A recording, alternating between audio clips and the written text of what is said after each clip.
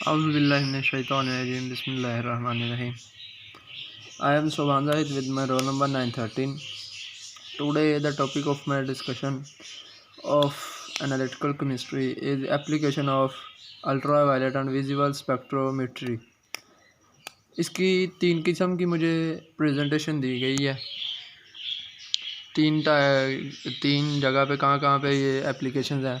सबसे पहले natural products में है। रिसर्च में नेचुरल प्रोडक्ट्स में मतलब कैसे है, नेचुरल प्रोडक्ट्स जो हैं वो प्लांट से एक्सट्रैक्ट की जाती हैं, मसलन in the form of oils, dyes, pigments वगैरह की शक्ल में। Some products are use in various remedies. मुख्तलिफ़ जगह पे मुख्तलिफ कुछ प्रोडक्ट्स मुख्तलिफ़ जगह पे यूज़ की जाते हैं। उनके स्ट्रक्चर को जो डिटेक्ट किया जाता है, चेक किया जाता है, वो अल्ट्रा वायलेट और विजिबल स्पेक्ट्रोमेट्री के थ्रू किया जाता है। दूसरा, इसकी जो एप्लीकेशन है फार्मास्यूटिकल इंडस्ट्री में।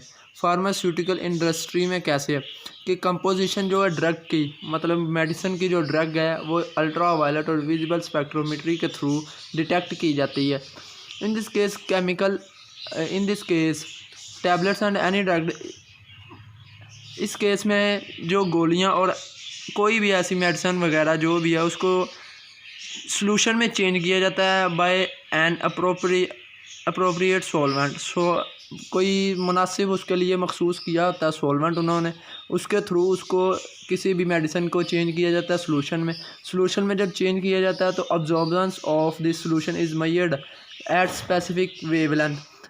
और जब इसको सॉल्यूशन में चेंज किया जाता है तो इसकी अब्जॉर्बेंस जो सॉल्यूशन की होती है वो स्पेसिफिक वेवलेंथ के साथ चेक की जाती है अल्ट्रा वायलेट विजिबल स्पेक्ट्रोमेट्री की स्पेसिफिक वेवलेंथ के through. Ultraviolet visible spectrometers और कहाँ पे यूज़ होते हैं? इम्प्योरिटीज़ को ड्रग्स के अंदर, मेडिसिन के अंदर इम्प्योरिटीज़ को चेक करने के लिए। Drugs are made pure to ensure patients health and safety. Drugs बनाई इसीलिए जाती हैं कि अगले पेशेंट को ट्रीट किया जाए, ना कि उसकी तबीयत को और हालत को ख़राब किया जाए, उसकी सेफ्टी के लिए बनाई जाती हैं। For example the most common medicine is paracetamol most common एक मेडिसिन है, टैबलेट है, हमें किसी भी मेडिकल स्टोर से मिल जाती है।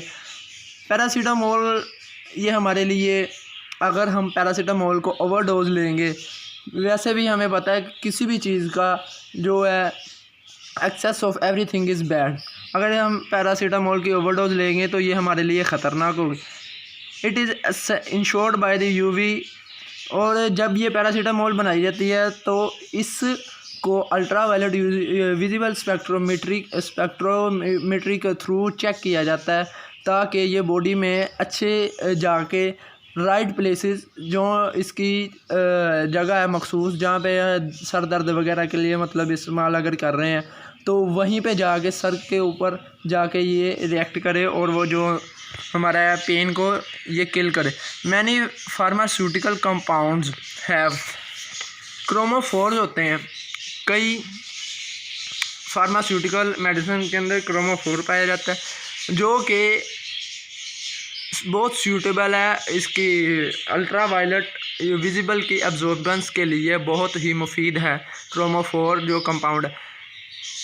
और इसको UV ultraviolet visible spectrometry को हम नारकोटिक्स और ड्रग की, मेडिसिन की या ड्रग्स की टेस्टिंग के लिए भी यूज़ करते हैं।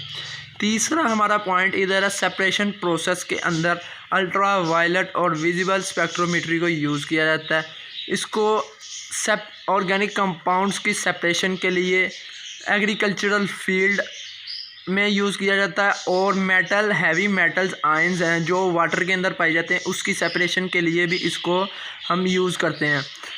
अब देखते हैं कि सेपरेशन हैवी मेटल्स की कैसे करते हैं।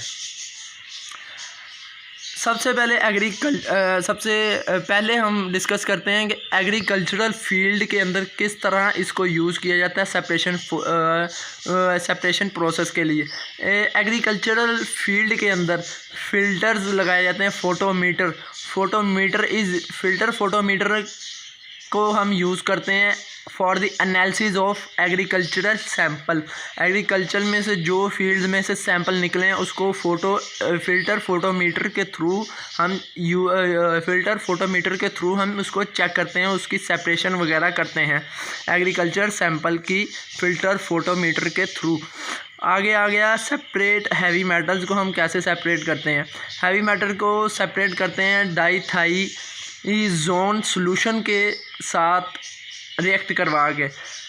डाइथोन solution is insoluble in water. ये जो डाइथाइज़ोन सॉल्यूशन है ये इनसोल्युबल इन वाटर है, ये जो कंपाउंड है इनसोल्युबल इन वाटर है। बट जब हम इसको मिक्स करते हैं CH3Cl के साथ तब इसको जब हम शेक करते हैं aqua solution of metal ions के साथ, जो मेटेलिक जो वाटर है जिसके अंदर मेटल आयंस पाए जाते हैं उसके साथ जब हम इसको शेक करते हैं डाइथाइज़ोन को CH3Cl के साथ मिक्स करके, इसका सॉल्यूशन जब हम एक्वाज सॉल्यूशन के अंदर डालते हैं जिसके अंदर मेटल आयंस पाए जाते हैं, तो मेटल के और डाइथाइज़ोन के कम्प्लेक्स बन जाते हैं जिसको हम आसानी से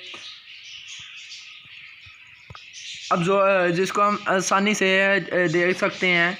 मतलब कि उसको सेपरेशन देख सकते हैं कि वो सेपरेट होके नीचे PPT बन जाते हैं वगैरह।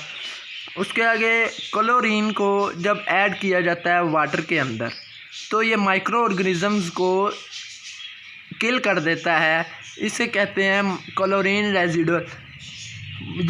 यही प्रोसेस पानी की फ़िल्ट्रेशन के लिए यूज़ किया जाता है। ये जो प्रोसेस है क्लोरीन को वाटर के अंदर ऐड किया जाता है ताकि जो पानी के अंदर माइक्रो ऑर्गेनिज़म्स हैं वो किल हो जाए और हम healthy and safe water intake करें। The concentration of fluoride in drinking water में बी डिटरमाइंड बाय। इसके सेपरेशन प्रोसेस के अंदर हम ये भी देख सकते हैं कि वाटर के अंदर जो हम पानी पी रहे हैं उसके अंदर फ्लोराइड की कंसंट्रेशन कितनी है बाय फॉर्मिंग आ कम्प्लेक्स और विद जिरकोनियम। जैसा कि हमने मेटल आयंस की सेपरेशन के लिए चेक किया था, यूज़ किया था डाइथाइज़ोन, इसी तरह फ्लोराइड की कंसंट्रेशन को चेक करने के लिए हम इधर जिरकोनियम का कम्प्लेक्स इसके अंदर यूज़ करेंगे। अब्जॉर्बिंग एट, जो कि अब्जॉर्ब किया जाएगा 570 नैनोमीटर की वेवलेंथ के ऊपर। This is the end of my topic. Thank you so much.